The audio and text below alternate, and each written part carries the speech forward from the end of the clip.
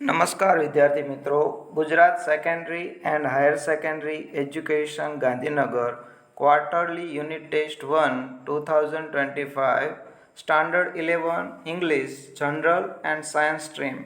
વિદ્યાર્થી મિત્રો, સરકાર અને બોર્ડ દ્વારા જે સપ્ટેમ્બર માસની અંદર એકમ કસોટી લેવાય એનું સોલ્યુશન છે એ આપની સમક્ષ મૂકી રહ્યા છીએ. સૌપ્રથમ સેક્શન એની અંદર આપણને ટ્રુ ફોલ્સ પૂછવામાં આવેલ, જેની અંદર પહેલું આપણે Arunima Sinha was an international level volleyball player. વાક્ય વાંચીએ એટલે આપણને સૌ પ્રથમ નજર જવી જોઈએ કે ઇન્ટરનેશનલ લેવલ, તો આપણે જે પાઠ સમજ્યા છે એની અંદર નેશનલ લેવલ આવે છે, માટે આપેલું વિધાન છે એ ફોલ્સ બનશે. તો પહેલાનો જવાબ છે false. Second one, conservation of forest is not our moral duty. તો conservation of forest is our moral duty એવું જે પાઠની અંદર વિધાન આપેલું છે એનાથી વિરોધાર્થી અહીંયા આપેલું છે, એટલા માટે એની અંદર પણ ફોલ્સ આવશે. તો પહેલાં બંને વાક્યો છે એ ફોલ્સ જવાબ છે. ત્યાર પછી ત્રીજું છે બિલ.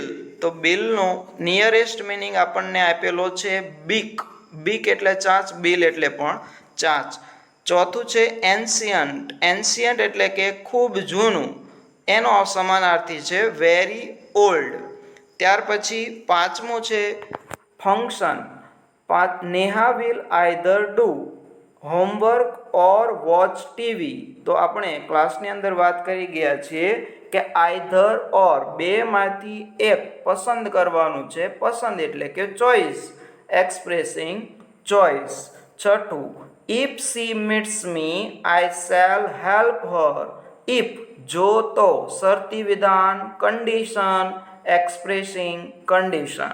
તો આ સેક્શન એ હતો. ત્યાર પછી જોઈએ સેક્શન બી, WH ક્વેશ્ચન. તો આની અંદર આપણને ખ્યાલ છે એ મુજબ કે WH પ્રશ્નના જવાબ કેવી રીતે લખવા. પહેલો સવાલ, what happened when Arunima was travelling on a train. Arunima છે ટ્રેનમાં ટ્રાવેલિંગ કરી રહી હતી ત્યારે શું બન્યું. તો જવાબ આપણને બેઠો ફકરામાં આપેલો છે. When Arunima was travelling on a train. હવે તમે જે આપણે પ્રશ્નની અંદર શરૂઆત કરવાની છે તે અહીંયા આપેલું છે, when Arunima was travelling on a train. ત્યાર પછી અહીંયા સમ ઠગ્સ તમને આપેલું છે, ત્યાંથી આપણે શરૂ કરીશું.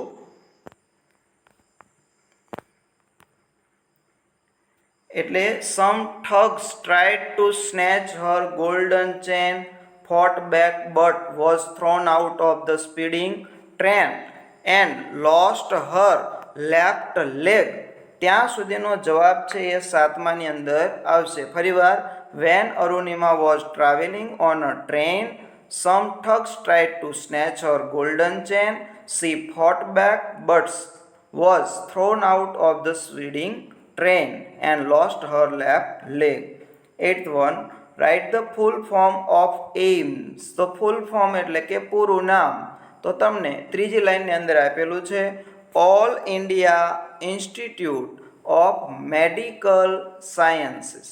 તો એ છે એઇમ્સનું ફૂલ ફોર્મ છે. ત્યાર પછી નવમો સવાલ, what is the local name of the Mount Everest. Local નામ શું છે માઉન્ટ એવરેસ્ટનું. તો અહીંયા આપણે ત્રીજા શબ્દથી જવાબ ચાલુ કરીશું. The local name of the Mount Everest. પ્રશ્નાર્થની જગ્યાએ જે બીજો શબ્દ છોડ્યો એ આપણે મૂકીશું the local name of the Mount Everest is Sagarmatha. Head of the sea the local name for the peak of Everest. એટલું લખો, અથવા તો the local name of the Mount Everest is Sagarmatha એટલું લખશો તો પણ જવાબ સાચો છે. ત્યાર પછી 10મો સવાલ, what was the last track of the peak how was. તો છેલ્લો જે ટોચ છે, પીક ટોચ છે, એનો રસ્તો ટ્રેક કેવો હતો એવો સવાલ પૂછે છે. તો ત્રીજા શબ્દથી આપણે શરૂ કરીશું the last track of the peak was. આ ગમે તે પ્રશ્ન WH હોય તો આપણે શરૂઆત આવી રીતે કરી શકીએ છીએ. The last track of the peak was, પછી આપણે શબ્દો સરખાવીશું એટલે આપણને ખબર પડશે a very dangerous and narrow path. ફરીથી the last track of the peak was a very dangerous and narrow path. 11મો સવાલ આપણને આપ્યો છે વોટ ઇઝ ઓટોફેબ. ઓટોફેબ શું છે? તો આપણને બેઠો આન્સર પહેલી લાઈનની અંદર મળી જાય છે. Autofab is a set of technologies that automate the process for building three-dimensional solid object from a raw materials. ત્યાં સુધી બેઠી લાઈન આપણે લખી શકીએ છીએ. Which material does the industry use to make an object? કઈ વસ્તુઓ છે એનો ઉપયોગ કરી અને ઇન્ડસ્ટ્રી છે મટીરિયલ બનાવે છે? તો ઇન્ડસ્ટ્રી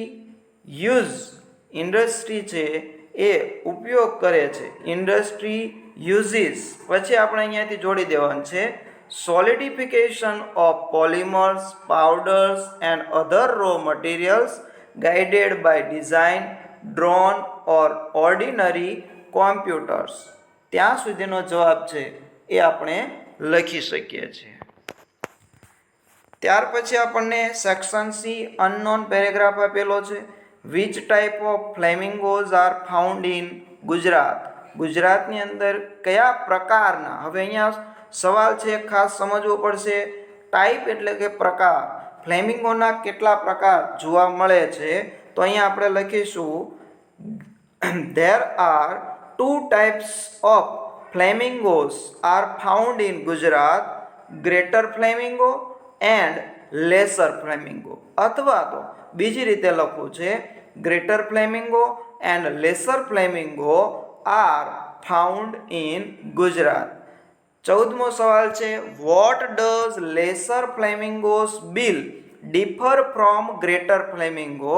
તો અહીંયા માત્ર થોડોક જ જવાબ છે કે લેસર ફ્લેમિંગોની ચાંચ છે એ ગ્રેટર ફ્લેમિંગોની ચાંચ કરતાં શું તફાવત છે, બંને વચ્ચે અલગ શું છે? તો અહીંયા આપણે જવાબ ચાલુ કરીશું ત્રીજા શબ્દથી. Lesser flamingos bill differs. જવાબ આપણે ત્રીજી લાઈનની અંદર બેઠો આપ્યો છે in the coloration from greater flamingo. ફરીથી lesser flamingos bill differs in the coloration from greater flamingo. માત્ર શબ્દોની રમત છે. 15 ધ લેસર ફ્લેમિંગો હેઝ ખાલી જગ્યા લેગ્સ એન્ડ ખાલી જગ્યા ફીધર્સ. તો તમે અહીંયા જોઈ શકો છો કે આનો જવાબ છે એ તમને વાક્યમાં આપેલો છે પણ થોડુંક આડોઅવળું છે કે લેગ્સ છે એ પાછળ આપ્યા છે, ફીધર્સ છે એ એની આગળ છે. તો લેગ્સ કેટલા છે, કેવા છે? તો કે ડીપ ડાર્ક. તો પહેલી ખાલી જગ્યામાં ડીપ ડાર્ક અને બીજી ખાલી જગ્યામાં ફેઇન્ટ પિંક ફીધર્સ. ત્યાર પછી આપણને સ્ટાન્જા આપેલો છે અને સ્ટાન્જાના આધારે આપણને પ્રશ્નોના જવાબ પૂછવામાં આવ્યા છે. What did a poet request two the woodman. તો એનો જવાબ પણ આપણે ત્રીજા શબ્દથી શરૂ કરીશું. અ પોએટ. હવે જ્યારે બીજો શબ્દ છે એ ડીડ હોય ત્યારે જે ક્રિયાપદ હોય એમાં ઈડી લાગશે. એટલા માટે a poet requested to the woodman to let the tree stand and not harm it. અહીંયા આપણે ફકરાની અંદરથી બેઠા શબ્દો લઈ શકીશું નહીં, કારણ કે કાવ્ય છે એનો અર્થ છે એ સીધો નીકળતો હોતો નથી. A poet requested to the woodman to let the tree stand and not harm it. 17મો સવાલ છે name the tree mentioned in the stanza. Stanza એટલે કે આ કાવ્ય પંક્તિઓનો ફકરો છે એની અંદર કયા વૃક્ષનું નામ આપવામાં આવેલું છે? તો અહીંયા આપણે માત્ર લખવાનું છે ઓક. ઓક વૃક્ષનું આપણને નામ આપેલું છે OAK, oak tree. Is mention in the stanza અથવા તો ઓક ટ્રી ખાલી એટલું લખશો તો પણ માર્ક મળવા જોઈએ. Section D do as directed. તો 18મા સવાલની અંદર આપણને માગ્યા મુજબ જવાબ આપ્યો છે. તો રીટા ઇઝ અને નીચે રીમા વોઝ કરીને આપ્યું છે. તો રીટાના ફેરફાર આપણે રીમા પ્રમાણે કરી શકીએ અથવા તો પ્રિન્ટિંગ મિસ્ટેક છે તો રીટાનું રીમાના બદલે રીટા વોઝ પણ હોઈ શકે. એટલે રીટા વોઝ પ્રમાણે ફેરફાર કરીએ કે રીમા વોઝ, બંને સ્ત્રીલિંગના ફેરફાર થશે અને ઇઝ નું વોઝ થયું છે એટલે કે કાળ પરિવર્તન છે, વર્તમાનનું ભૂતકાળમાં લઈ જવાનું છે. તો Rita was an intelligent girl. બીજા વાક્યમાં સી સોલ્વ્સ આપ્યું છે તો ત્યાં એસ છે નીકળી જશે અને ડી લાગશે એટલે C solved even tough problems related to science and maths. બીજા કોઈ ફેરફાર નથી. સી ડઝનું આપણે ડીડ કરી દઈશું. Did mental exercises when I meet છે MET મૂળ રૂપ છે તેનું ભૂતકાળ કરશું એટલે MET મેટ હર. ત્યાર પછીનો 19મો સવાલ ફંક્શનનું આપણને પૂછેલ છે. When I was in school, હું જ્યારે શાળામાં હતો. આઈ શોઈંગ પાસ્ટ હેબિટ એટલે કે આપણે ભૂતકાળની હેબિટ ટેવ દર્શાવવાની છે. તો આપણે આની ચર્ચા ક્લાસની અંદર કરી ગયા છે કે યુઝડ ટુ પછી ING વાળું ક્રિયાપદ આવવું જોઈએ. તો યુઝડ ટુ અને પાર્ટિસિપેટિંગ ઓપ્શન એમાં આપેલું છે તો ઓપ્શન એ સાચો બનશે. ત્યાર પછી સેક્શન ઈ ની અંદર આપણને ઈમેલ આપેલો છે. Write an email to bigmarket.com. તો અહીંયા તમને સ્પષ્ટ કહી દીધેલું છે કે ટુ bigmarket.com. તો ટુની અંદર બિગ માર્કેટ આવશે. ફ્રોમની અંદર તમારે જાતે ઈમેલ એડ્રેસ બનાવવાનું છે. સબ્જેક્ટ ક્યાં હોય તો કે જે .com આપેલું છે તેના પછીથી પૂર્ણ વિરામ સુધીનું આવે એ આપણો સબ્જેક્ટ થાય એટલે કે requesting them to replace the shoes A subject છે. ત્યાર પછી રિસ્પેક્ટેડ સર અથવા મેડમ અને 3 ફકરાની અંદર ઈમેલ છે આપણે વહેંચીએ છીએ. ત્યાર પછી થેન્ક યુ યોર્સ ફેથફુલી અને ફ્રોમમાં તમે જે નામ લખેલું છે એ પાછું તમે નીચે લખશો. ત્યાર પછી રિપોર્ટ રાઇટિંગ છે ઇન્ટરનેશનલ યોગા ડે વિશે. Okay, thank you.